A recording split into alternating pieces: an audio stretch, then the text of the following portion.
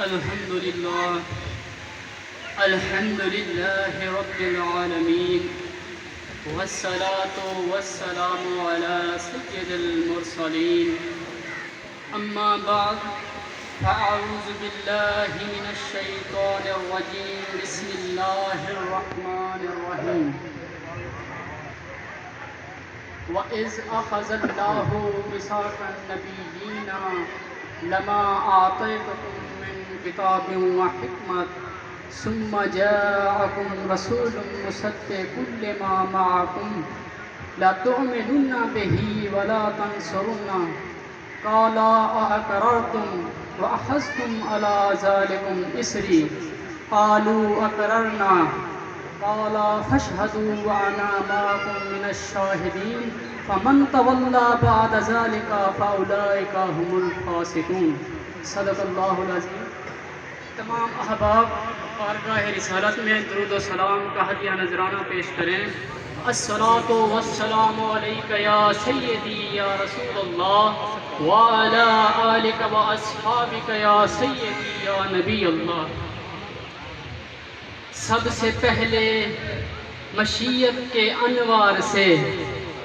نقش نور محمد بنایا گیا، لے کے اس نقش سے تھوڑی روشنی بزم کون و مکان کو سجایا گیا۔ وہ محمد بھی احمد بھی محمود بھی حسن مطلق کا شاہد بھی مشہود بھی، علم و حکمت میں وہ غیر محدود بھی، ظاہراً امیوں میں اٹھایا گیا، ظاہراً امیوں میں اٹھایا گیا۔ بعد از حمد و صلات اللہ رب العزت کی بارگاہ میں دعا ہے کہ ہمارا یہ آقا کی خوشی میں میلاد منانا اور ہم سب کا اس محفل میں حاضر ہونا اپنی بارگاہ میں قبول و منظور فرمائے۔ احباب ذی وقار، اللہ رب العزت نے جس وقت اس کائنات کو بنانا چاہا اور نسل بنی آدم کو اس دنیا میں لانا چاہا تو سب سے پہلے اللہ رب العزت نے حضرت آدم علیہ السلام سے لے کر وہ آخری شخص جس نے اس دنیا میں آنا ہے،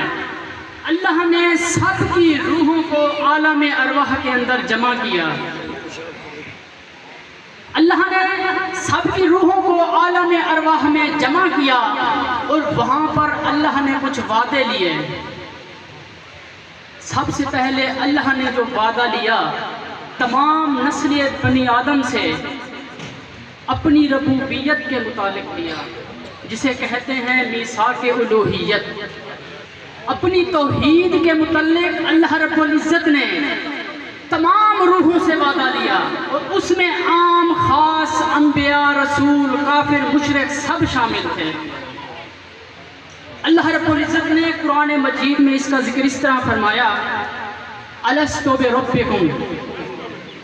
اللہ نے ساری روحوں کو مخاطب کرتے ہوئے فرمایا کہ کیا میں تم سب کا رب نہیں ہوں؟ تو آگے پھر اللہ رب العزت فرماتا ہے قالوا بلا۔ تو وہاں پر جتنی بھی روحیں تھیں سب نے کہا جی ہاں آپ ہی ہمارے رب ہیں۔ حدیث مبارکہ میں آتا ہے کہ سب سے پہلے جس زبان مبارکہ سے جواب آیا وہ زبان محمدی تھی۔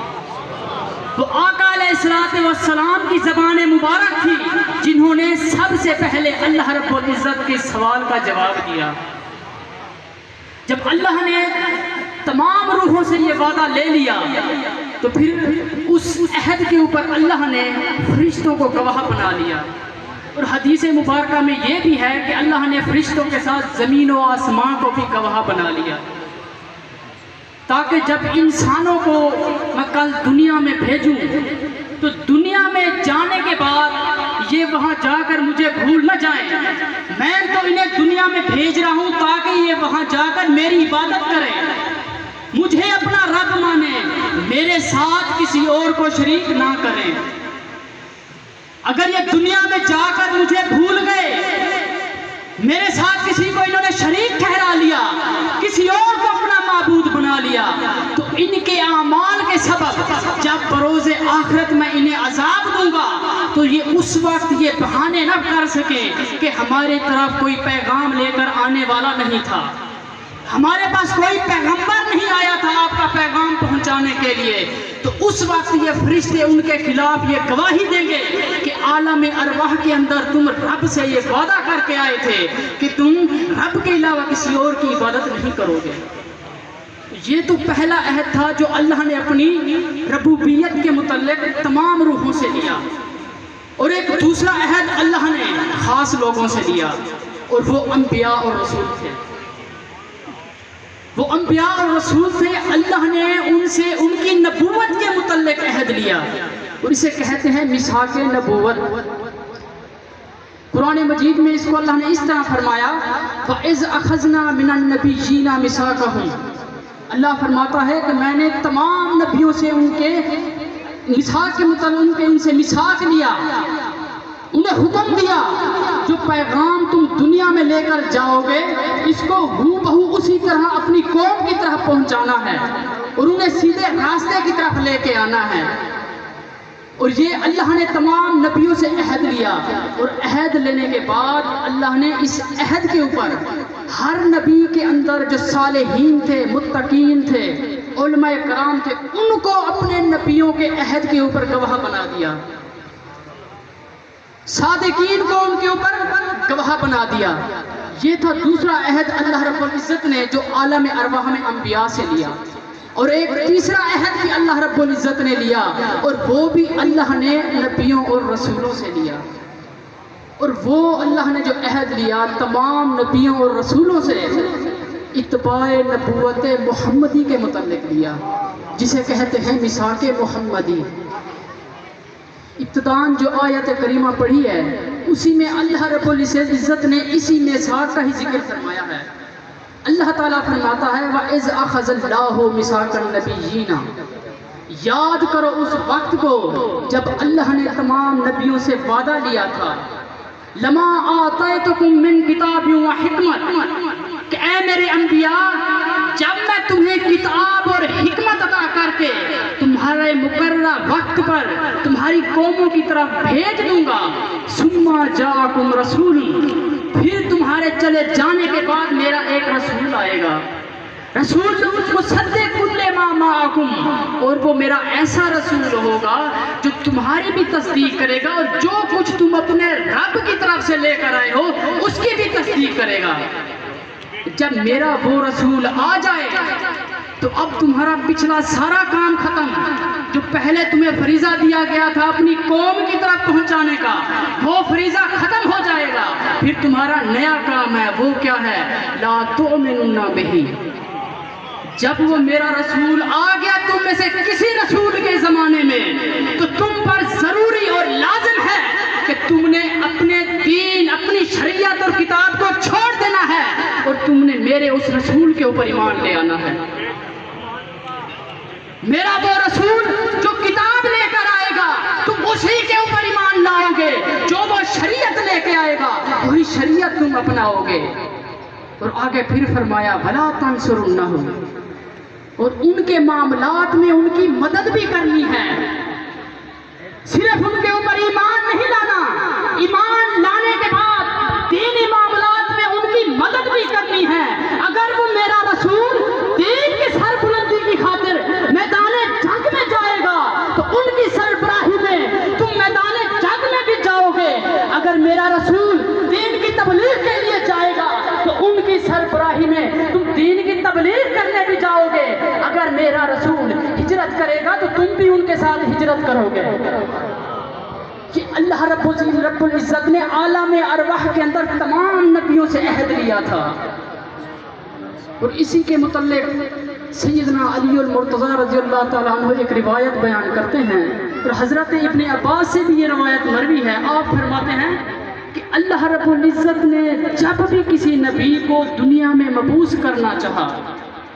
اس کی قوم کی طرف اللہ نے جب بھیجنا چاہا تو بھیجنے سے پہلے اللہ نے ہر نبی سے یہ وعدہ لیا تھا کہ جب میں تمہیں بھیج دوں گا تمہارے بعد میرا ایک رسول آئے گا، اور اگر وہ تمہارے ہوتے ہوئے آ گیا تو تم پر یہ ضروری اور لازم ہے کہ تم میرے اس نبی کے امتی بن جاؤ گے، تم اس پر ایمان لے آؤ گے۔ اور یہ پیغام صرف تمہارے تک محدود نہیں، یہ پیغام اپنی قوم تک بھی پہنچانا ہے کہ اگر آپ کے چلے جانے کے بعد میرا وہ رسول تمہاری قوم کے ہوتے ہوئے آ گیا، ان کے زمانے میں آ گیا، تو ان کو پیغام دے دینا کہ وہ بھی تمہاری دین اور شریعت کو چھوڑ کر میرے اس رسول کے دین اور ایمان کو اپنائیں گے، ان کی کتاب پر، ان کے دین پر عمل کریں گے۔ یہ اللہ نے عالم ارواح میں تمام انبیاء سے وعدہ لیا، اور خود آقا علیہ الصلوۃ والسلام حدیث صحیح میں فرماتے ہیں کہ مجھے اللہ رب العزت کی قسم، اگر اللہ مجھے ایسے زمانے میں بھیجتا کہ اس زمانے میں حضرت موسیٰ علیہ السلام بھی ہوتے تو ان کے پاس اس کے علاوہ کوئی چارہ نہ ہوتا کہ مجھ پر ایمان لے آتے، ان کے پاس اس کے علاوہ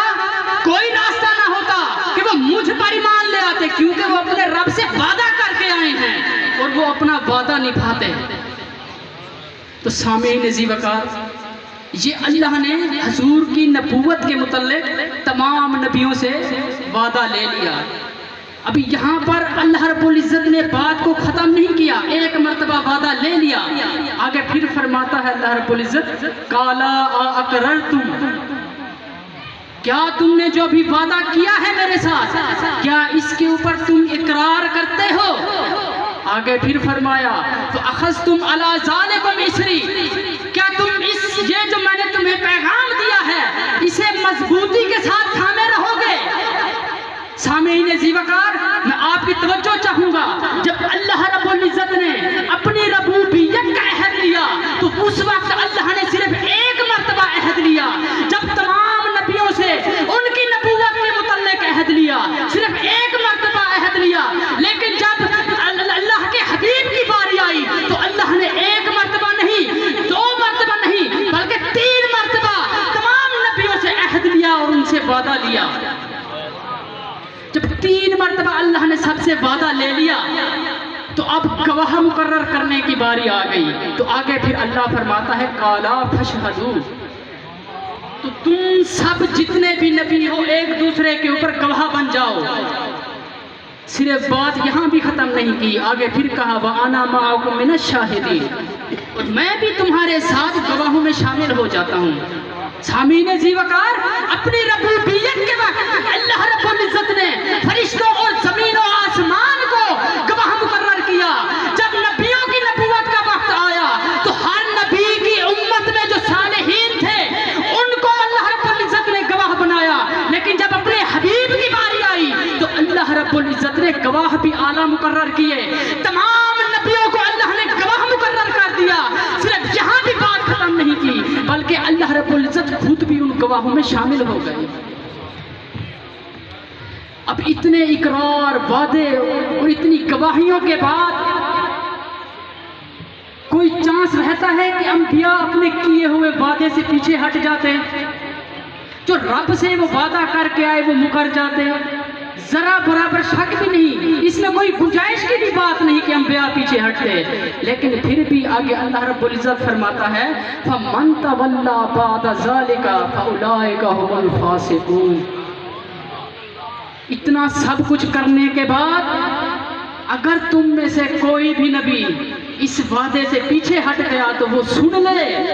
وہ فاسقوں میں سے ہوگا، تو وہ فاسقوں میں سے ہوگا۔ تو اللہ نے آخر یہاں پر یہ کیوں فرمایا؟ انبیاء کے لیے تو اللہ کا پیغام ہی کافی ہے، صرف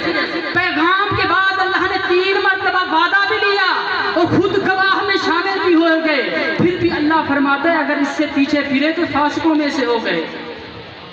تو سامعین ذی وقار، یہاں پر اللہ رب العزت سارے جہاں کو یہ بتا دینا چاہتا ہے، سارے دنیا والوں کو بتا دینا چاہتا ہے، سارے انبیاء اور رسولوں کو یہ بتا دینا چاہتا ہے کہ میں نے یہ دنیا کا جو نظام چلایا ہے اپنے حضور کی خاطر چلایا ہے، میں نے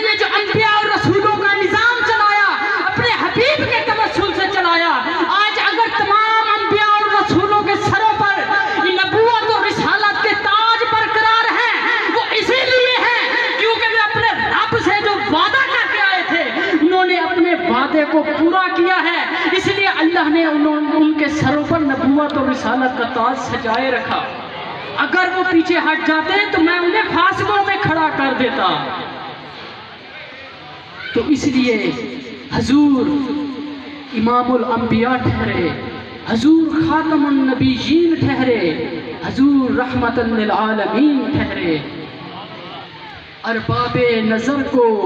کوئی ایسا نہ ملے گا، ارباب نظر کو کوئی ایسا نہ ملے گا، بندہ تو ملے گا پر مولا نہ ملے گا۔ تاریخ اگر ڈھونڈے گی ثانی محمد، تاریخ اگر ڈھونڈے گی ثانی محمد، ثانی تو بڑی چیز ہے سایہ نہ ملے گا، ثانی تو بڑی چیز ہے سایہ نہ ملے گا۔ وآخر دعوانا الحمدللہ رب العالمین۔ ماشاءاللہ ماشاءاللہ۔ اچھا جتنا